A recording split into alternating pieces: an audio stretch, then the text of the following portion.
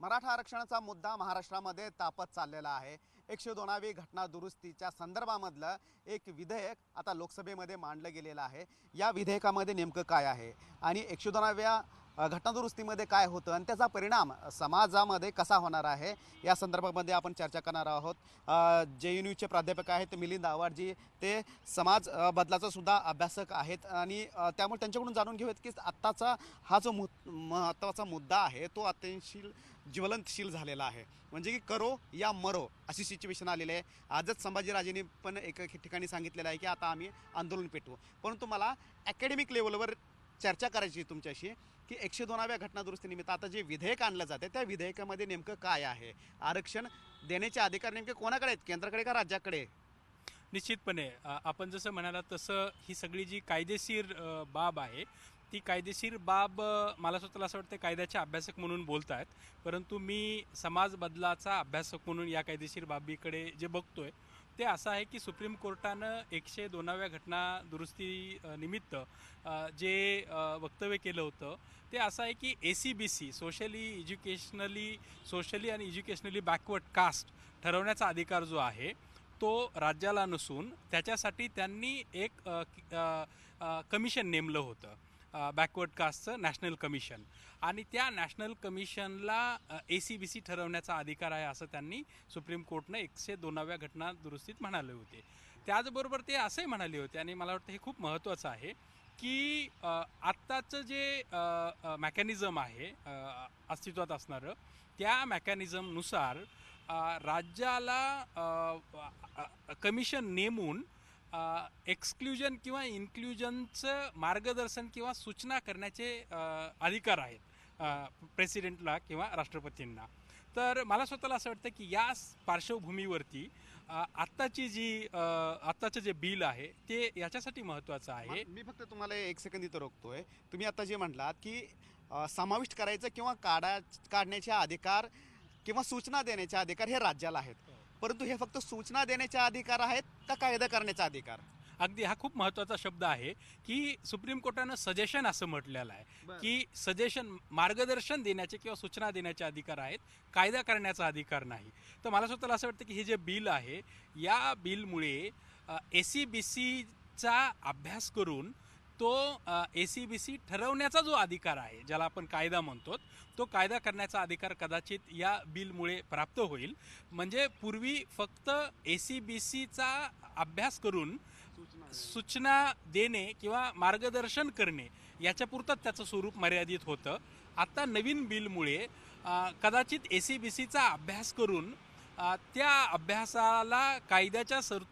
अभ्यासाचं कायद्याच्या स्वरूपात तरतुदी करता येतील अशी एक शक्यता निर्माण झालेली आहे. आपण झी 24 तासच्या प्रेक्षकांसाठी सोप्या भाषेमध्ये मिलिंद आव्हाड यांच्याकडून माहिती पुरवतोय, माहिती सांगतोय की कशा पद्धतीने 102व्या घटना दुरुस्तीच्या मध्ये कसं कोणत्या गोष्टी समाविष्ट होत्या आणि आता कोणत्या गोष्टी समाविष्ट करण्यात आलेल्या आहेत. म्हणजेच की तेव्हा अधिकार केवळ राज्याला सूचना देण्याचे होते की कोणत्या जाती समाविष्ट करायच्या किंवा काढायच्या, परंतु कायदा करण्याचा अधिकार हा नव्हता. परंतु मग मला आता विचारायचं आहे की आता मग 127वं अमेंडमेंट जे आहे ते आणलं गेलेलं आहे. त्या बिलाला नाव 127वें अमेंडमेंट दिलेलं आहे. मग याच्यामध्ये काय असणार आहे, म्हणजे की केंद्राची लिस्ट आणि राज्याची लिस्ट याच्यामध्ये मग आता पुन्हा एक स्पष्टता आणलेली आहे का? मला स्वतःला असं वाटतं की केंद्राची लिस्ट आणि राज्याची लिस्ट म्हणजे मंडल कमिशनच्या वेळेस जी राज्याची लिस्ट आणि केंद्राची लिस्ट हे ठरवण्याचा वेगवेगळा अधिकार होता, परंतु आपण म्हणाला तसं केंद्राची लिस्ट आणि राज्याची लिस्ट हे ठरवण्याचा अधिकार ह्या ज्या त्या सूचीला आहे आणि त्याच्यात एक स्पष्टता आहे. त्याच्यामुळे या फेडरल स्ट्रक्चरमध्ये राज्याला एखाद्या गोष्टीचा अभ्यास करून त्याच्या कायदेशीर तरतूद करण्याचा जो अधिकार आहे तो फेडरल सिस्टममुळे मला असं वाटतं की जे कॉन्स्टिट्यूशनचं जे तत्त्व आहे फेडरल सिस्टमवरती आधारित आहे तर ते पक्कं होतं आहे. त्याच्यामुळे ते एका अर्थानं राज्याच्या अखत्यारीतल्या बाबी ठरवण्याचा, सुचवण्याचा, काढण्याचा किंवा त्या स्वरूपात तरतुदी करण्याचा जो अधिकार आहे तो अधिकार शाबूत राहील आणि त्या अर्थानं बरी गोष्ट आहे. परंतु दुसरी बाजू ही आहे की देशभरातलं आत्ताचं प्रामुख्यानं आरक्षणाच्या मुद्द्यावरती पार्श्वभूमीवरती जर देशातलं वातावरण बघितलं तर संबंध देशात महाराष्ट्रात मराठा आरक्षण असेल, कर्नाटकमध्ये किंवा कर्नाटकमध्ये लिंगायत आरक्षणावरती चर्चा सुरू आहे. आपण जर उत्तरेकडे बघितलं तर हरियाणामध्ये जाट आरक्षण असेल, गुजरातमध्ये पटेल आरक्षण असेल, किंवा राजस्थानमध्ये मीना आरक्षण असेल, किंवा संबंध देशामध्ये शेड्यूल कास्टच्या क्लासिफिकेशनच्या मागणीची चर्चा होताना दिसते.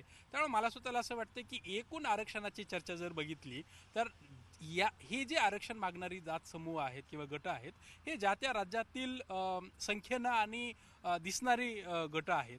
त्याच्यामुळे कदाचित राज्याच्या समाजकारणात, राजकारणात किंवा निर्णय प्रक्रियेत या गटाचा, या समूहाचा खूप प्रभाव आहे किंवा ही दिसणारी गट आहेत. त्यामुळे मला स्वतःला असं वाटतं की कदाचित देशाच्या संदर्भात जर आपण ही गोष्ट पाहिली तर आता हे पुढं कसं हाताळता येईल ही खरं पाहण्यासारखी गोष्ट आहे किंवा त्याचा विचार करण्याची, स्वतंत्रपणे विचार करण्याची गरज आहे. म्हणजे की तिथल्या स्थानिक कशा पद्धतीनं गोष्टी घडतील ते पण बघावं लागणार आहे.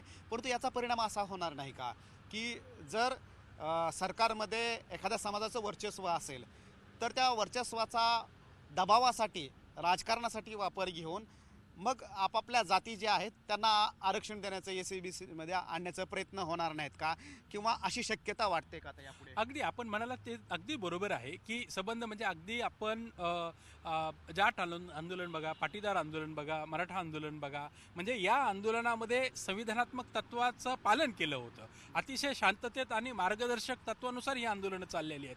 परंतु ही गोष्ट खरी आहे की हे समूह ज्या त्या राज्यामध्ये साधारणतः 18 ते 32% दरम्यान असणारी हे समूह आहेत. निवडणुकीच्या राजकारणामध्ये आणि एकूणच समाजकारणात, राजकारणात या समूहांचा खूप मोठ्या प्रमाणात ही विजिबल असणाऱ्या जात समूह आहेत. त्यामुळे मला स्वतःला असं वाटतं की हे जे काय म्हणतात हे ज्या त्या राज्य सरकारला ऐकावं लागतं, अशी साधारणतः परिस्थिती आहे. या पार्श्वभूमीवरती आपण म्हणताय तो मुद्दा महत्त्वाचा आहे. पण मग या कायद्यामुळं, आता जो कायदा केला जाईल त्यामुळं केंद्रानं हात झटकलेत असं म्हणता येईल का?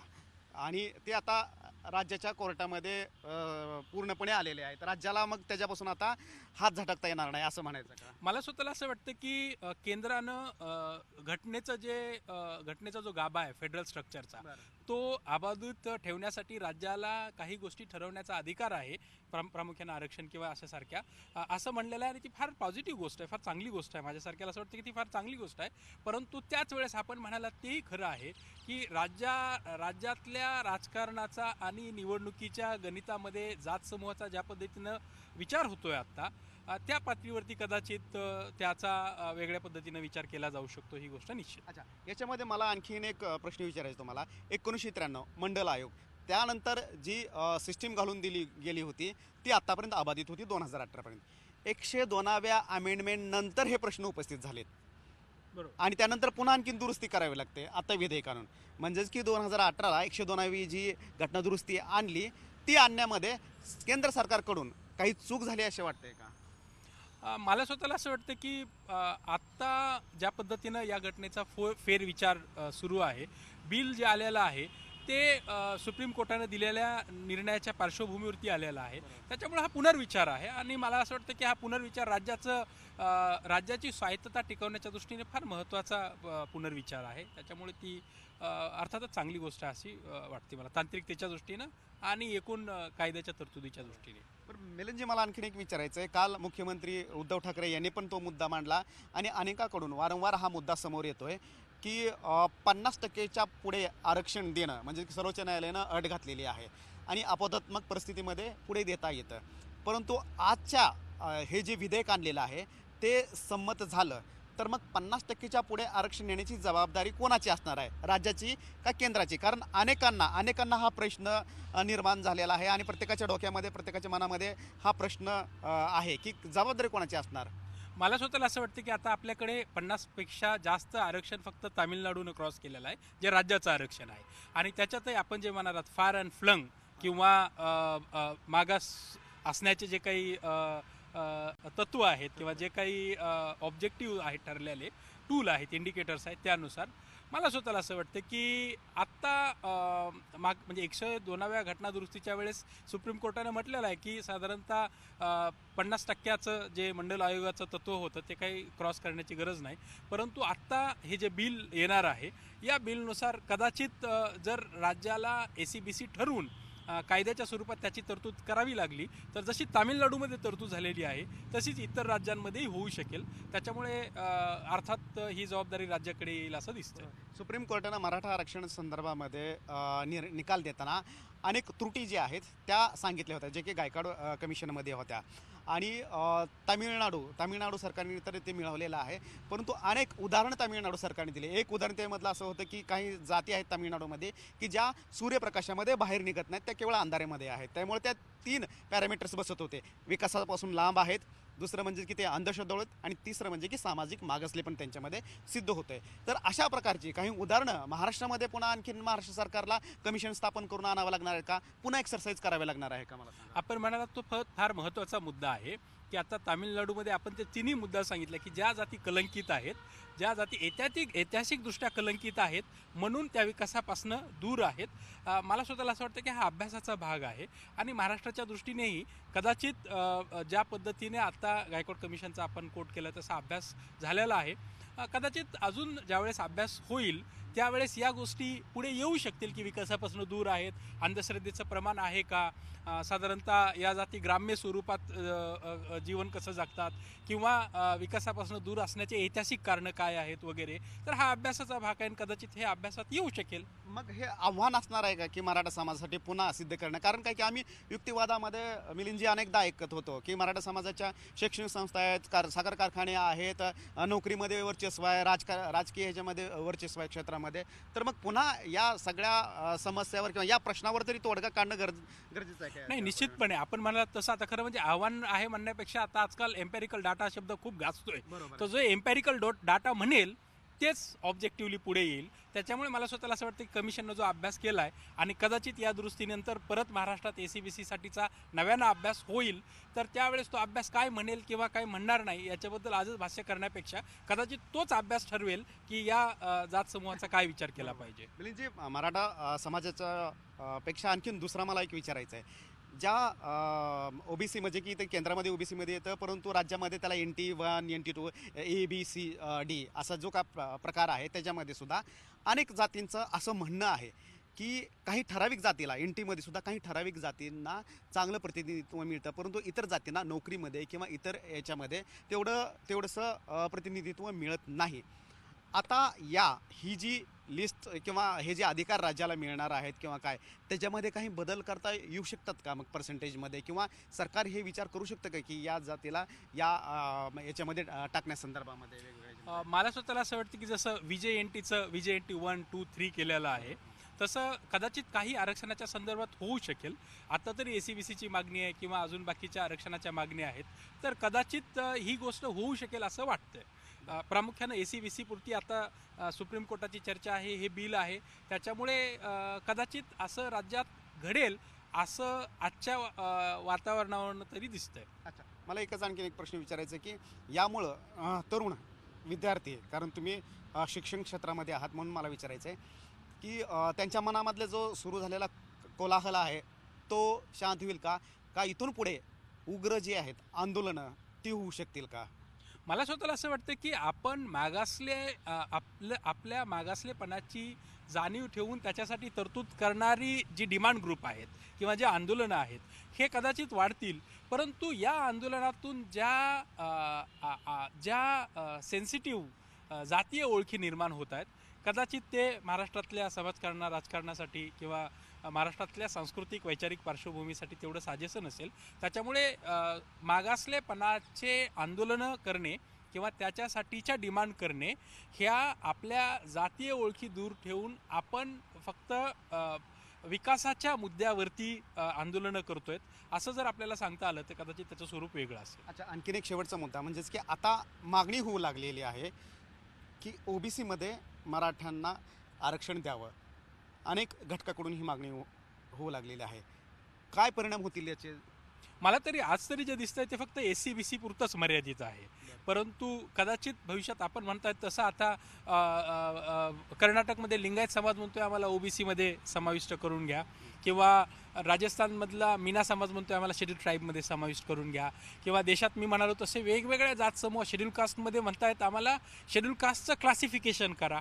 तर वेगवेगळ्या जात समूहातून वेगवेगळ्या स्वरूपाच्या मागण्या येत आहेत आणि त्या वेळेस त्या मागण्या कायद्याच्या चौकटीतून जात आहेत, किंवा त्या मागण्याचा सभागृह विचार करून त्याचे बिल बनवतात, कायदा बनवतात, हे नक्की. त्यामुळे त्या वेळेसच ह्या गोष्टी कदाचित स्पष्टपणे बोलता येऊ शकतील. धन्यवाद तुम्हाला आणि आमच्या प्रेक्षकांना तुम्ही अगदी सोप्या भाषेमध्ये सर्व माहिती दिलेली आहे. 102वी घटना दुरुस्ती काय होती आणि आता येणारी जी आहे 127वी घटना दुरुस्ती त्याच्यामध्ये काय काय मुद्दे असणार आहेत हे सर्व सांगितलेलं आहे. आणि राज्याला जे अधिकार आहेत ते बहाल करण्यासंदर्भातचा हे विधेयक असणार आहे, त्याचं कायद्यामध्ये रूपांतर आहे. अपेक्षा करूयात की संसदेमध्ये त्याच्यावर सखोल चर्चा होणं गरजेचं आहे, कारण आता जे संसद वारंवार बंद केली जाते, ॲडजंट केली जाते, अशा ह्याच्यामध्ये घाईगडबडीमध्ये हे विधेयक पारित न करता त्याच्यावर सखोल चर्चा होणं गरजेचं आहे. आणि त्याचबरोबर राज्याला हे अधिकार बहाल जरी केले तरीसुद्धा केवळ राजकीय दबावापोटी या अधिकाराचा गैरवापर होऊ नये हा सुद्धा आजच्या या चर्चेमधून स्पष्ट होताना दिसून येते. Cameraman Rajesh Ramrai Shinde, Zee media, Delhi. बहिणाबाईंची जात्यावरची ओवी म्हणजे